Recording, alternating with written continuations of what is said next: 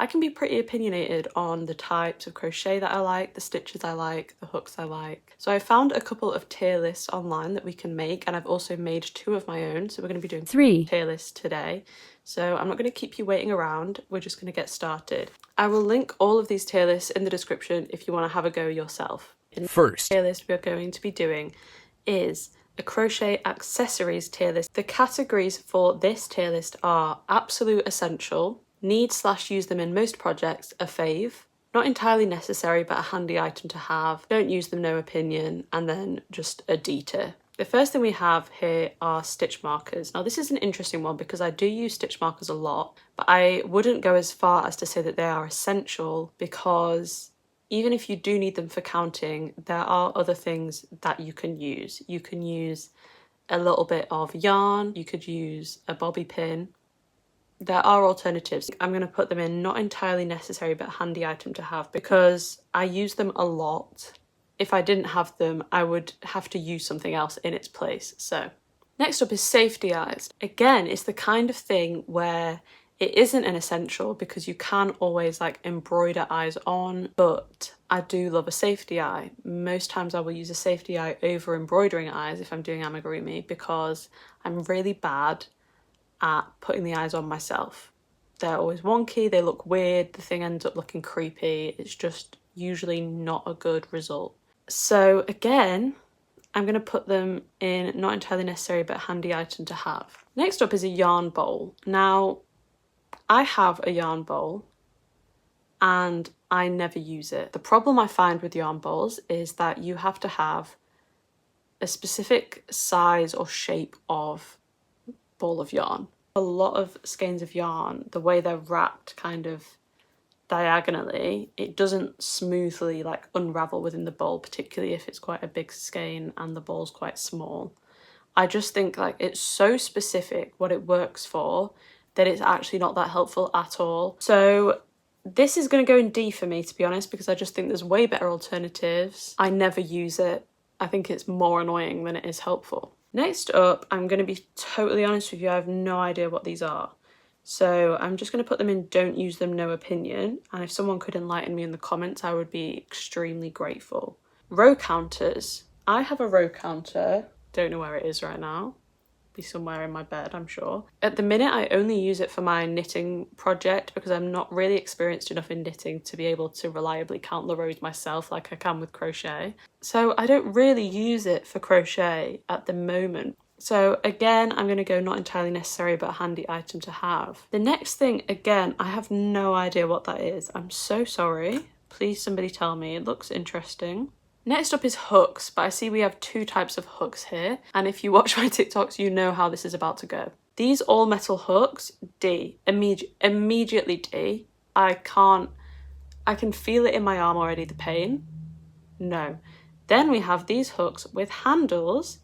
Absolute essential, because of course you need a hook to crochet. One with a handle, brilliant. I'm crocheting for hours, nothing could stop me. Okay, next up is a blocking board. I don't own one of these, and I don't really ever block things either. The closest I really get to blocking these days is finishing a wearable, hanging it up on a coat hanger in my bathroom and having a shower and letting the steam kind of block it for me. That's seriously as close as I get. But back in the day, when I used to sell things, I made a lot of Christmas tree garlands and I did block every single Christmas tree, and I just did it on the ironing board. I just like pinned them out. I can see how a blocking board would be helpful for granny squares like in this picture, but I don't use them. So I guess I should put it in don't use them, no opinion. Speaking of the ironing board, I used the iron to steam the trees, so I'm going to say not entirely necessary, but a handy item to have. Next up we have needles, and again I'm going to have to say it's an absolute essential because I always weave in my ends on every project. So I can't put them in need/use them in most projects because I do use them in every project. But it is kind of bugging me. I'm going to move the stitch markers up because it's really annoying me that there's nothing in that tier. Okay, fabulous. Now we are moving on to the 2 tier lists that I made myself. The pictures are far less elaborate and pretty, but I don't think it really matters. The first one we're going to do is a crochet stitches tier list. The categories we have for this tier list are all day, every day, go to, solid choice, only if I have to, and could not pay me. The first stitch in this list is slip stitch, and I'm going to put this in only if I have to. I think slip stitch has its place and it has its use, but that's the only time I'm using it. I might use it to join panels together, I might use it to join granny squares together, or I might use it if I need to create a really stretchy ribbing. I'm never going outside of those bounds. I'm never doing slip stitch for fun. Next up, single crochet. Again, single crochet has its place. Amigurumi, perfect. If it comes to wanting to create like a solid piece of fabric that's not going to have the gaps that you can get with double, treble crochet, I'm more likely to choose half double than single. So for those reasons, I'm going to go for solid choice because I don't think it's a go-to for me, but I can't really knock it. It does the job. Next up, half double. I'm going to put this in go-to purely because I want to reserve the top tier for stitches that like I find fun to do, and I don't think I would necessarily say that about half double crochet, but I do love half double crochet, so don't get it twisted. Speaking of stitches that I find fun to do, double crochet, 100% going in the top tier, no questions asked, no notes. I love it. It's satisfying to me and it's the stitch that I think I am the quickest at, so I don't believe you can ever really go wrong with a double crochet. On the other side of the coin, we have treble crochet. I'm going to say only if I have to. And by that I mean if I'm following a pattern and it's in the pattern, I will do the treble crochet. Once I get into it, it's fine. It feels to me like every stitch takes an age. And it doesn't, but it feels like it takes so much longer than double. It feels more awkward to do. I don't know, I don't like it, but I do love how quickly it works up, so I'm not going to put it in the bottom tier for that reason. Next up we have granny stitch, which is a short favourite for me, and I am going to put it in the top tier. The reason I love this, first of all, it's double crochets, which we've already established I love, and secondly, you don't have to go into previous stitches, you're going into the gap. This is one of the only stitches that I can do without looking for that exact reason. So yeah, huge fan of granny stitch, love how it looks. The only thing is it's not great if you want to create a piece that doesn't have gaps in, because you're always going to have gaps with granny stitch. Next up is jasmine stitch. This is a gorgeous stitch. I love how jasmine stitch looks. I have done jasmine stitch before. The problem I have with jasmine stitch is that it requires you to pull through 13 loops at once, which is super satisfying if you get it right and super frustrating if you don't. And for me, it was like a 50-50 chance each time, which just left me feeling on edge and uncomfortable. The result, however, is lovely. The fabric is very thick though, so I think if you want any kind of flow to the fabric, you need to use a pretty thin yarn. Overall, I'm gonna say only if I have to. Puff stitch. I do have a personal vendetta with puff stitch. When I used to sell all of those Christmas tree garlands, every Christmas tree I made was made up of puff stitches, and I'm not sure I've recovered still, a year and a half on. I actually don't think I'd ever do it again. Maybe like one row in a project at a push, but this is going in the bottom tier. I kind of hate it. Okay, bobble stitch. Again, not fun to do in my opinion, but can be helpful, particularly like in amigurumi, I think. If you're doing like a little no-sew pattern, sometimes they'll use bobble stitches for the ears or for the legs, and I do think it's cute, so I'm going to say only if I have to. I would never choose to do it really off my own back. Back loop only stitches. This might be an unpopular opinion. From what I see online, I get the impression that most crocheters are not a fan of doing back loop only. Personally, I don't mind it. when I first started crocheting, I was a lot of the time, I think, accidentally working into the back loop only because I hadn't quite figured out where my stitches were yet. But I really don't mind it that much, and I love a ribbed effect. Can't get enough. So I'm going to put this in go to, actually. The only time I really have a problem with back loop only is when it comes to back loop only slip stitch. But I think that says more about the slip stitch than the back loop only, to be honest. So next up is front loop only stitches, which I much less prefer. Not really a fan of front loop only. The only time I do it really is in mosaic crochet, and that's not too bad because you've already gone into the back loop, so it's easy to see where you're meant to go with the front loop. Other than that, I find it irritating to do, so I'm going to say only if I have to, which is turning out to be a pretty big category. Moss stitch, this is another favourite for me. It's kind of similar to the granny stitch in the sense that you don't have to go into a previous stitch, you can just go into a gap, which I love. It's kind of stretchy, which is fun, and yeah, I think this is a go-to for me. V-stitch, again, I do really like. I am a V-stitch fan.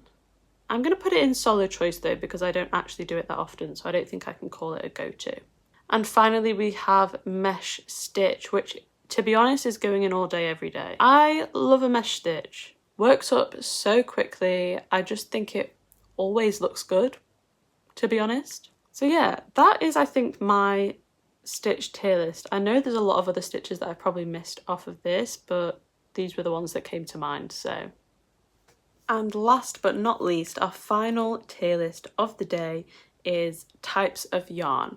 We have the same exact categories as we did on the last tier list. First up, acrylic. This is going straight into all day, every day. I don't want to hear it, okay? Oh, it's cheap, oh, it's tacky, whatever. The only downside, in my opinion, to acrylic yarn is the environmental factor, which I completely understand, but I do still very strongly feel that any hate against acrylic yarn is a form of classism, because acrylic yarn is undeniably the most accessible and affordable type of yarn. If you want yarn to be accessible to everyone, then you can't be hating on acrylic yarn. End of. Okay, merino wool. This is, actually, let me do just wool first. This is like most types of wool that you will find in yarn. I'm just putting into one here. Honestly, could not pay me. Personally, I find it so itchy. I don't think I have an allergy, but I do have sensory issues and I cannot hack it. I seriously can't. It's so itchy to me. I just can't stand it. The only type of real wool yarn that I will use is merino wool. That I do not find itchy. It's very soft in my opinion. The only thing is that it's very expensive. The only time I've been able to use merino wool is when it has been sent to me, which I'm extremely grateful for. I don't know that I would ever buy it myself, so I'm going to put it in solid choice. Okay, alpaca, similar to wool, I find quite itchy. I know these categories aren't great because I know that like alpaca is real wool. Just go with me on this, okay? Alpaca, again, I find itchy, but not as bad as some other wools that I've felt like in the shop. Some of them are so scratchy. It's just like nails on a chalkboard to me. I can't, it goes right through me. Alpaca is not as bad, so I'm going to put alpaca in only if I have to. Cotton is going to go in all day, every day. It's so good for wearables, particularly summer clothes, much more breathable than acrylic. Acrylic can be very warm. So I think acrylic and cotton are the two yarn types that I use the most. Okay, next up is chenille, which I think I'm going to put in go to. It is annoying how much it sheds, but if you find a good one and one that you like working with, then I think you can kind of get past that. For me, I much prefer doing amigurumi with chenille yarn than any other type of yarn, so yeah, it's going to have to be a go-to for me, I think. Fluffy yarn. I have a video where I tried fluffy yarn and it wasn't much fun, to be honest with you. Couldn't see my stitches. I had to use cotton alongside it to have any idea what I was doing. To be honest, you'd have to pay me a good amount of money to use it again, but there is a price at which I would do it. so I'm going to put it in only if I have to. Bamboo. I think I've only used bamboo in like a blend, a bamboo and cotton blend, but I really like it. I do really like it, but I haven't really used it that much, so I'm just going to put it in solid choice for now, but it could work its way up in the future. And finally we have mohair. I hate it. I actually hate it, guys. You can't frog it because it just sticks to itself. I just find it really annoying to work with, to be honest, and I actually am not sure that you could pay me, because I have given up on whole projects before when trying to use mohair. It just does not work for me at all. But that is our finalized tier list of types of yarn, and that is also our last tier list. Let me know in the comments if you disagree with any of my decisions. I would love to know. Thank you so much for watching. Please remember to subscribe, share the video, drop me a like and a comment. I would appreciate it more than you know. I will see you in next week's video. Bye!